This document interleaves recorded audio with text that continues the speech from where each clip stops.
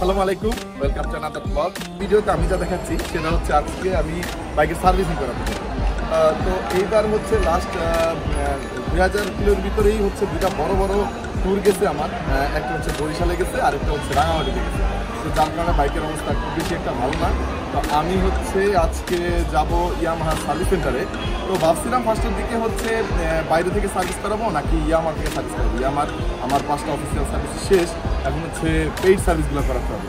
তো কেন আমি আসলে ইয়ামাহার পেইড সার্ভিস করাচ্ছি সেটা হচ্ছে আমি যেতে যেতে বলছি, আর এইবার কেন আমি বাইরে থেকে সার্ভিস নিচ্ছি না সেটা উল্লেখ করছি। তো আমি হচ্ছে রাইড শুরু করে দিচ্ছি আমার ভার্সিটি থেকেই। আসলে প্রত্যেক দিন আমার ক্লাস থাকে, যার কারণে প্রত্যেকটা রাইডই শুরু হচ্ছে এখন ভার্সিটি থেকে। তো আমাদের ইউনিভার্সিটিটা কিন্তু খুবই ছোট একটা ইউনিভার্সিটি, কিন্তু দেখতে খুবই সুন্দর। আপনারা যারা ইউনিভার্সিটিতে আসছেন তারা জানেন, আর যারা আসেন নাই তাদের হয়তো বা ধারণাও নাই যে ইউনিভার্সিটিটা কতটা সুন্দর। যদিও ক্যাম্পাস ছোট হওয়ার কারণে স্টুডেন্ট অনেক বেশি, একটু গ্যাদারিং দেখা যায়, কিন্তু আমি যদি বলি ঢাকার ভিতরে এরকম পরিবেশ পাওয়াটাও খুব টাফ। তো এটা হচ্ছে আমাদের ইউনিভার্সিটির মসজিদ, আর সামনে ডান সাইডে যে বিল্ডিংটা এটা হচ্ছে অবকাশ বিল্ডিং, এটা হচ্ছে ক্যাফেটেরিয়া। তো আমার আসলে ইচ্ছা আছে যে ইউনিভার্সিটির নিয়েও একটা ব্লগ করব, ইউনিভার্সিটির প্রত্যেকটা পয়েন্ট নিয়ে হচ্ছে আলোচনা করব। তো সেটা হয়তো খুব তাড়াতাড়ি ইউনিভার্সিটি নিয়ে একটা ব্লগ আমি তৈরি করে ফেলবো। তো যাই হোক, আজকের টপিকে আসি, সেটা হচ্ছে আজকে সার্ভিসের টপিক। তো আমি আসলে ইয়ামাহার থেকে সার্ভিস করাচ্ছি আজকে এই জন্যই যে বাইরে থেকে সার্ভিস করাতে আসলে একটু ভয় লাগে। কারণ হচ্ছে দেখেন, ইয়ামাহার যেই বাইকগুলো এসে মোটরস আনে, এই বাইকগুলো কিন্তু সার্ভিস ওরাই করে। তো এই জন্য একটু বিশ্বস্ততা কাজ করে যে এই জায়গার টেকনিশিয়ানরা ভালো হবে। তো যাই হোক, আমি হচ্ছে এখন চলে আসছি হচ্ছে মালিবাগ ফ্লাইওভারে।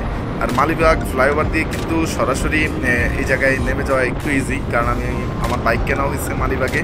আর আমি আগের যে সার্ভিসগুলো ছিল ওগুলোও কিন্তু আমি মালিবাগেই করাইছি। তো এইটা হচ্ছে ইয়ামাহার সার্ভিস সেন্টার। তো আমার আসতে খুব বেশি একটা সময় লাগে নাই, একদম দুপুরের দিকে আসছি। যদিও আমার বুকিং দেওয়া ছিল এই জায়গায় 1:30টার একটা শিডিউল নেওয়া ছিল, কিন্তু আমি শিডিউল মতো আসতে পারি নাই। আমার আস্তে আস্তে প্রায় 2টা বেজে গেছে। তো যাই হোক, এই জায়গায় যারা আগে বুকিং দিয়ে রাখে সার্ভিসের তাদের একটা লিস্ট আগে থেকেই থাকে, তো সেই জন্য আমারও ছিল।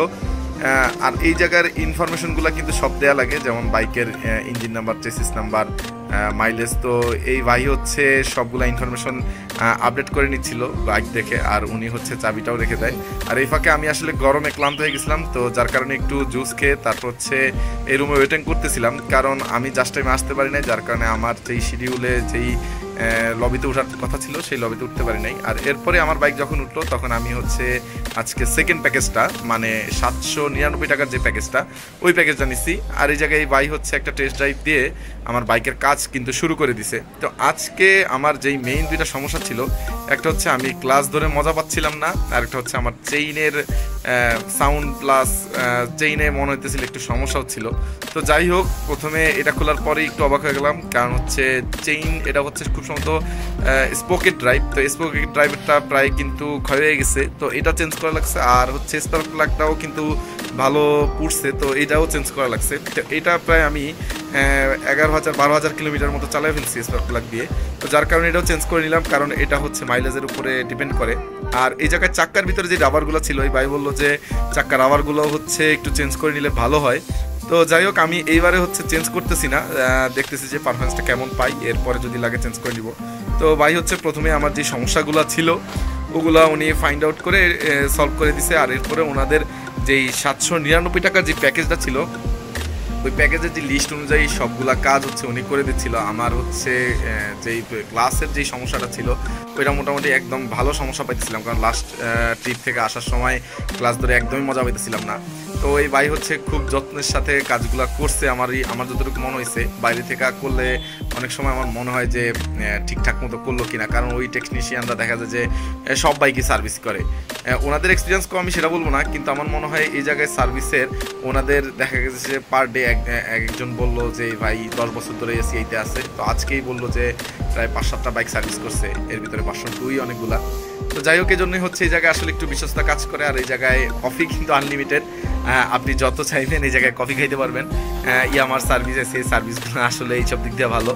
আর ওয়াশে যেটা আইসা হচ্ছে আমার ভালো লাগে এই জায়গায় কিন্তু ওরা খুব কেয়ারফুলি ওয়াশ করে। ওয়াশের যেই জোনটা এটা খুবই ভালো একটা জোন। ওরা প্রায় আমার এই দুইটা আমার বাইক আর প্লাস হচ্ছে এই স্যালুটে একটা বাইক, প্রায় 45 মিনিটের উপরে হচ্ছে ওরা সময় নিয়ে ওয়াশ করছে।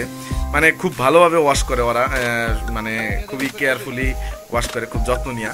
তো যাই হোক, আমার মোটামুটি সার্ভিসিং আজকে ডান। মোটামুটি বিল আসছিল সব কিছু চেঞ্জ করে 1500 টাকার মতো, 1500 টাকা থেকে অল্প কিছু কম। এরপর হচ্ছে আমার যেই টেকনিশিয়ান ছিল আজকে, ওই ভাই হচ্ছে একটা টেস্ট ড্রাইভ দিয়ে দিছে আমাকে যে সব ঠিকঠাক আছে। তো এরপরই হচ্ছে আমি বেরিয়ে গেলাম, মোটামুটি ঠিকঠাকই আছে। আর পারফরমেন্স নিয়ে অন্য কোনো ভিডিওতে কথা বলবো। তো আজকের জন্য আল্লাহ হাফেজ।